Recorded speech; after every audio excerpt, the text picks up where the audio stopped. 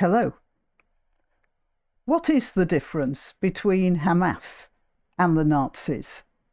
I have to warn you, there's some distressing content coming up.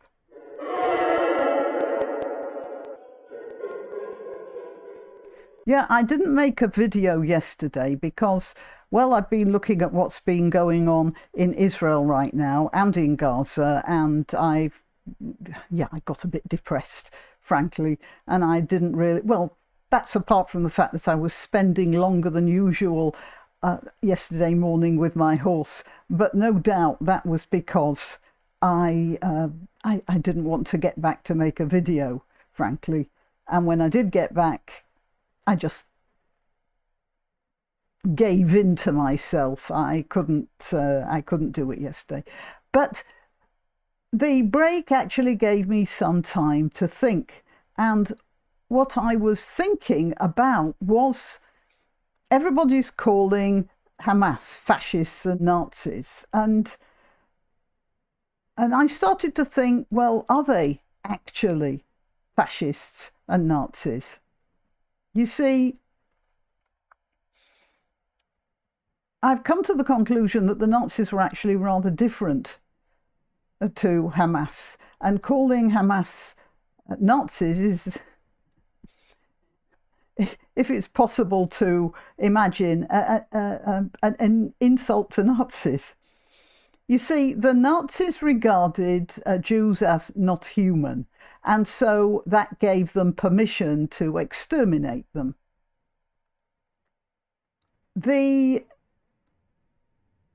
And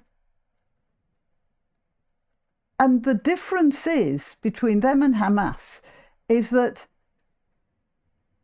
Hamas regard it as a religious obligation to kill Jews. Now, when you fulfill a religious obligation, you're pleased with yourself, aren't you? All those people who go on those pilgrimages and they, go crawl on their knees all the way up to the shrine, or whip themselves, or fast or anything. They're generally very proud of that, and they film themselves doing it very often, or they at least take souvenirs back and talk to their co-religionists about how they completed the test.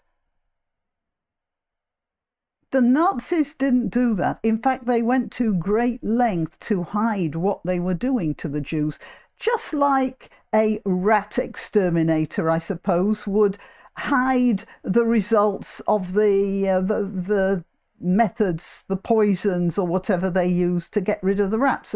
They wouldn't pick up the rats and wave them at the people who'd employed them to go down into the cellar to get rid of the vermin, whatever it was.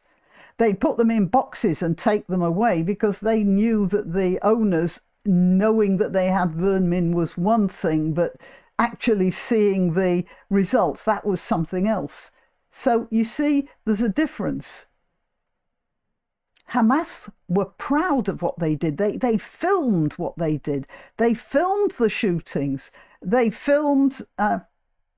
apparently, I haven't seen them, but there's a very reliable source has.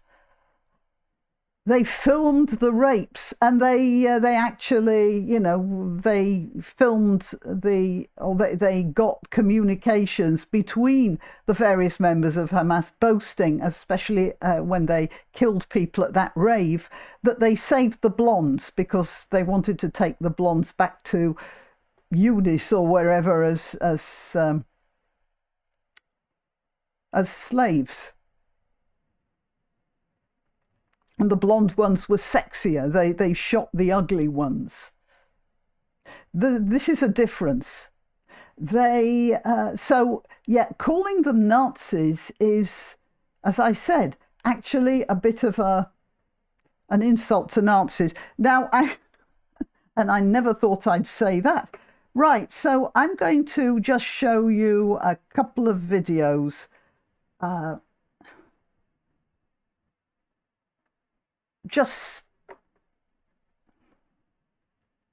Well, I feel I have to show you something, and this is not the worst of them, believe me. So there's this one here. Oh, there we are. Allahu Akbar! Allahu Akbar! I did notice that blood staining on the seat of her pants. Looks like he's been having fun, doesn't it? All right, and talking about fun, there's this. That's an adult there, but these are kids. And they've got a Jewish child they abducted.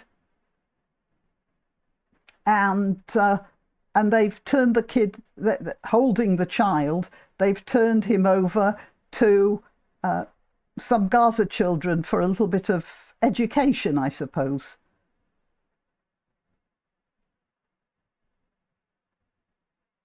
So they can poke him and hit him with a stick.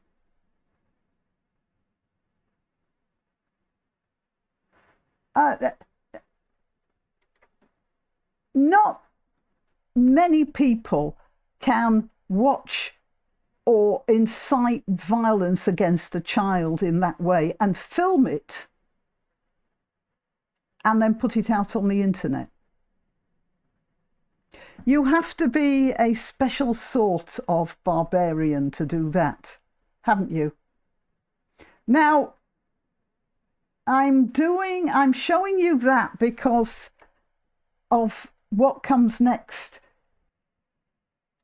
Okay, I am interrupting myself to remind you that I'm Granniopteryx. I'm on YouTube, Rumble, BitChute and Minds, also on Twitter and Gab, and all the links are in the description, including links to donation sites. Now, I'm not going to monetize this video for obvious reasons. So any financial contribution is very welcome, but it's not the only thing you can do. If you just like this video, if you share it, and if you subscribe, and on YouTube, click the notification button. That is very helpful and will help the distribution of what I'm trying to explain, of what's going on here. All right, let's get back to the video. Sorry about the content. The people who saw this, because they would have seen them on the Arabic websites, in other countries of which they are citizens, they were rejoicing in it.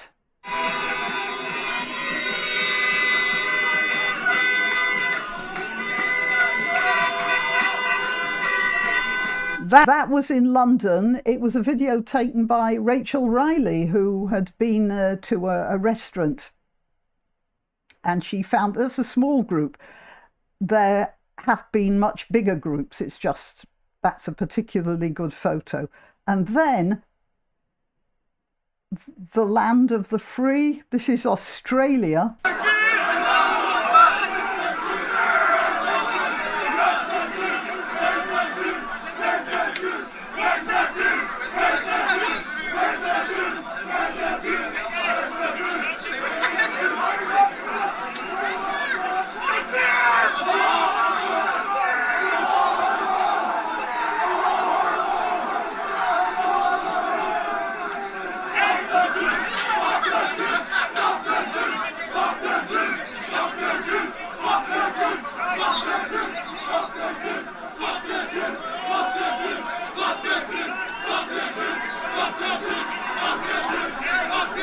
All right, I think that's enough, don't you? The point is, it's all over the world. It's here in Australia, the previous video in London. I can show you videos from America, from France. It's all over the place. And you might ask why. A lot of these people, I mean, some of them are fairly new immigrants. Many of them are well assimilated, or apparently well assimilated. Why are they rejoicing in what they have seen? Because most of them have seen far worse than I've shown you. Why would they rejoice in that? Why would they be proud of that? Because it's a religious obligation. At least that's the way they look at it. Now, there's a hadith. A lot of people have keep quoting it at me whenever I deal with something to do with Islam. It's a hadith that Muhammad said that the end of times won't come until the end of days won't come until all the Jews have been massacred, or something like that. It's not in the Quran. It's a hadith. And it was put in there afterwards. So if they wanted to, they could remove it as well. They could say it's unreliable. It was written by somebody who just didn't like Jews or whatever. They could say, but they don't, because it's useful for the religious authorities to direct rage, because unfortunately Islam is not a very good system for a modern state, and most Islamic states are failed states. The more Muslim they are, the more failed they are.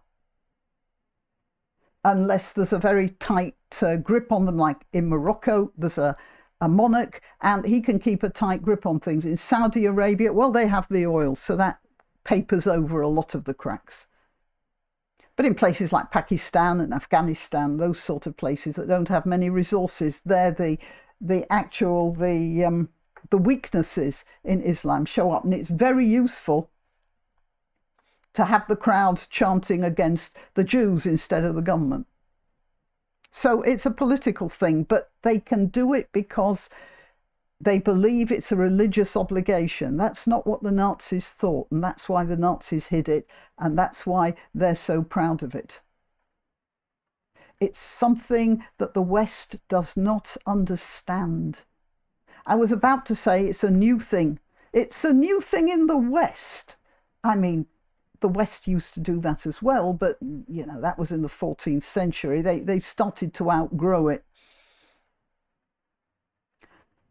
But yeah, people say to me sometimes, well, Islam's only 1400 years old, so it's like Christianity was in the 14th century, 15th century, and we don't have the time for Islam to grow up now. So the only way that we can help it to grow up is by pushing against it, and there's no pushback. Did you see the police there standing around? That's all they do. They just stand around. Do you hear the BBC calling these guys terrorists? And not these guys, the Hamas people. No, they're still militants on the BBC. There's a bit of a fuss about that. But even if by the time this video comes out they're terrorists, it doesn't matter. The resistance against calling them terrorists, it shows the BBC for what it is.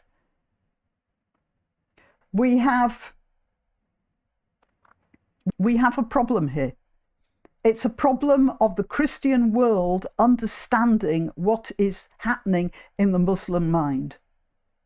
Most Christians are charitable enough not to be able to absorb that concept. And I'm not suggesting any violence or nastiness against individual Muslims. I'm talking about the way the religion is framed right now and what it has made people do. Right. Till next time. Why not treat yourself or a favoured relative or friend to these magnificent examples of merch? The mugs and t-shirts come in the granniopteryx design or Granbo with a firearm or the more deadly knitting needles. Go to www.granniopteryx.com and whatever platform you're watching this on, please click like, subscribe and share.